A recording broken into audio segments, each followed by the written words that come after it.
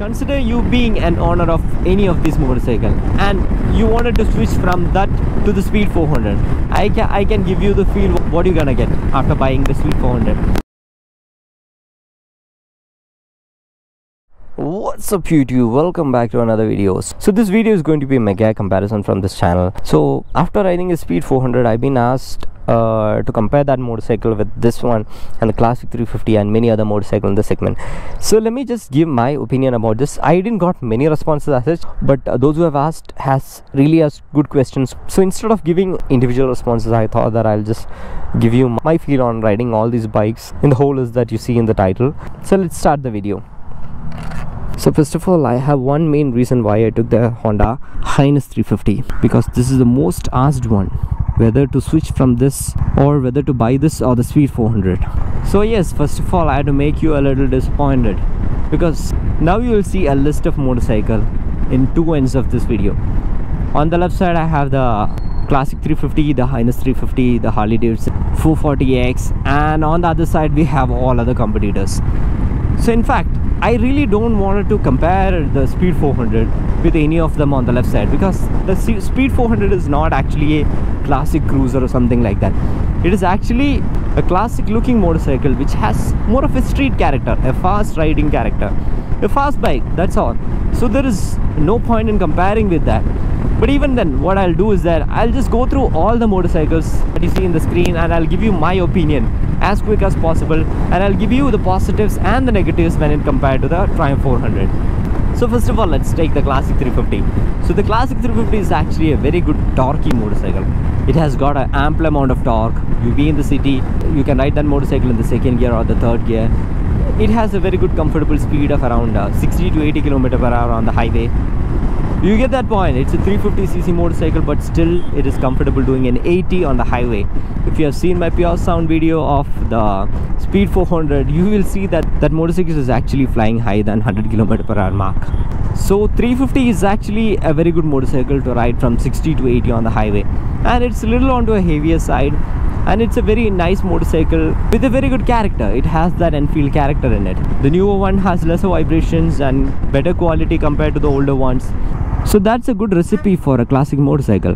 And yeah, of course, when it comes to Enfield, the maintenance is also not too bad with that motorcycle, in the sense the service bills are not so high, but you have to maintain the motorcycle well. If you don't maintain the motorcycle well, you might end up having a lot of trouble with the motorcycle, and you might have to spend a lot of money as well.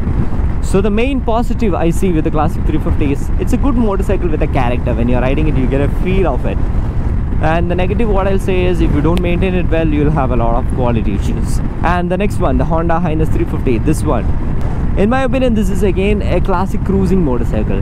You can be on the highway, cruise at a speed of 80 to 100 km/h, long stroke engine, 5-speed gearbox, and it has got a very beautiful build quality.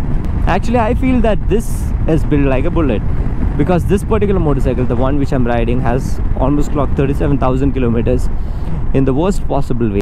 I'm saying that because this motorcycle has been taken to many places and the rider was actually carefree in riding it, but still the motorcycle holded everything well. And even when I ride this motorcycle now, there is not even a sense of a vibration in any of the RPM. If I just really go to the top end of it, I can feel an engine running. Otherwise, this feels much comfortable. A very reliable motorcycle from Honda, and that's the positive things from Honda. It's very reliable. You don't have to spend too much money in your service as well. On the negative side, what I'll say is that this motorcycle is like expensive. I have to say that, because in other words, all Honda motorcycles are actually expensive nowadays.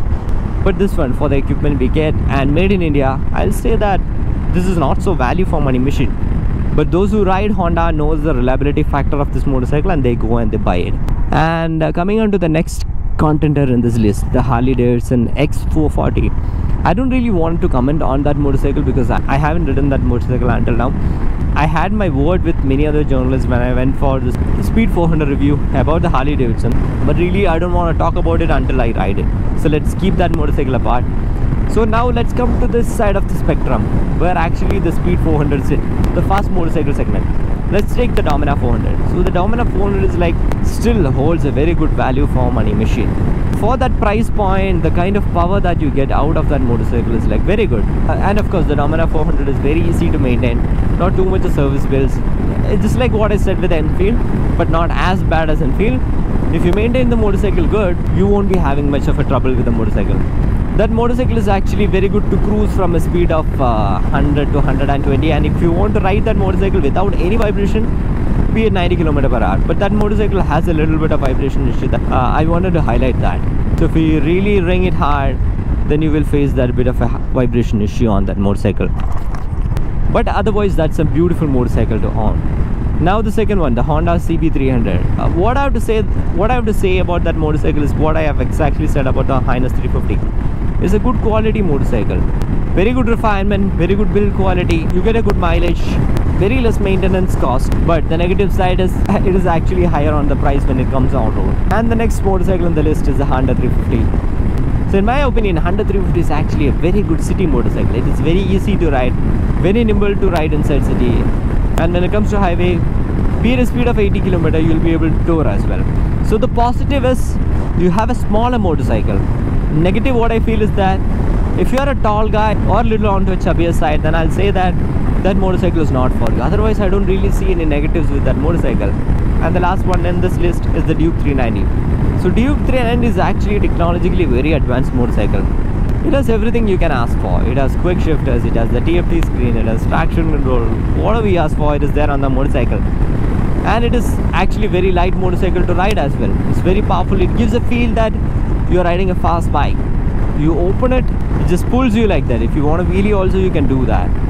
And negatives, what I feel about that motorcycle is there is not much major negative with the motorcycle, but still I feel that not everyone wanted to buy a very technologically advanced motorcycle. Yeah, of course, ABS and traction control are necessary, but what I feel is that if KTM can give a middle option or a lower variant for that motorcycle, it's like taking off the TFT screen or the quick shifters and make it more affordable, then I'll say that it's a good buy, because not everyone wanted to have too much of technology in their bike.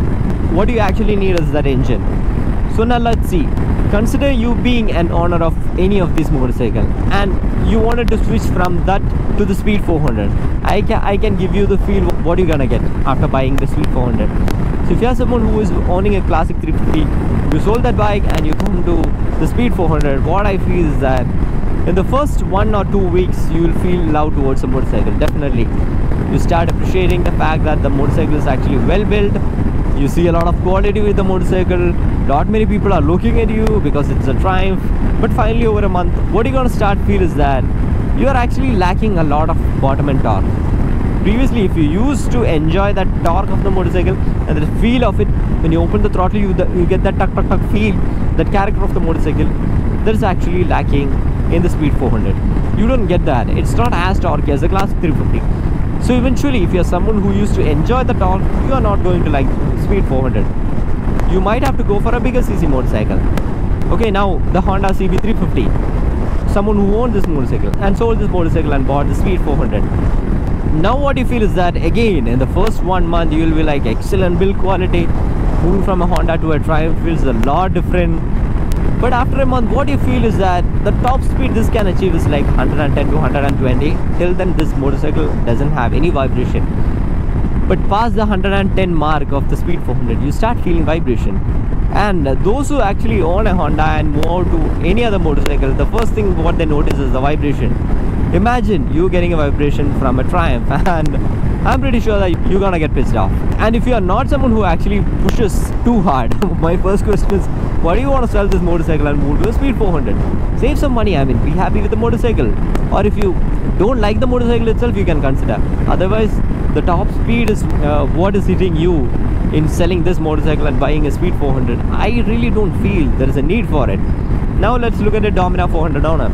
Again, the first 1 month, or let's take the first 2 months, you will feel an enormous amount of jump in the quality of the motorcycle that you are riding, because from all those plastic parts you have upgraded to a truly retro motorcycle which has all metallic parts and shiny everywhere, and it gives you a very good feel. But finally after 2 months or 3 months, what you're gonna miss is the top end. Now you might be confused. When it came to the 350 owner, I was telling that the Speed 400 lacks a little bit of torque issue when we compare it with the classic 350, and the Speed 400, when it compared to the Dominar, it doesn't have a top end. So that's the kind of character the Speed 400 has. It doesn't have too good bottom end torque, it doesn't have too good top end as well. So the Dominar owner will feel that the top end is not that good. Yeah, you might feel that the vibration is almost same, and the first thing the Dominar 400 owner will notice is that why my motorcycle is actually sounding the same. The sound is almost similar. I'm talking about the idle sound. When it goes to the top rep range, it has a different sound, but in idling, it sounds similar. Now let's look at the CB300 owner. Again, I have to tell the same thing what I talked about the Hness. You'll be happy in the first 2 months after getting a very good quality built motorcycle, and after that you start picking up that minor vibration from the Speed 400. Now you are a Honda 350 owner and you are upgrading to a Triumph.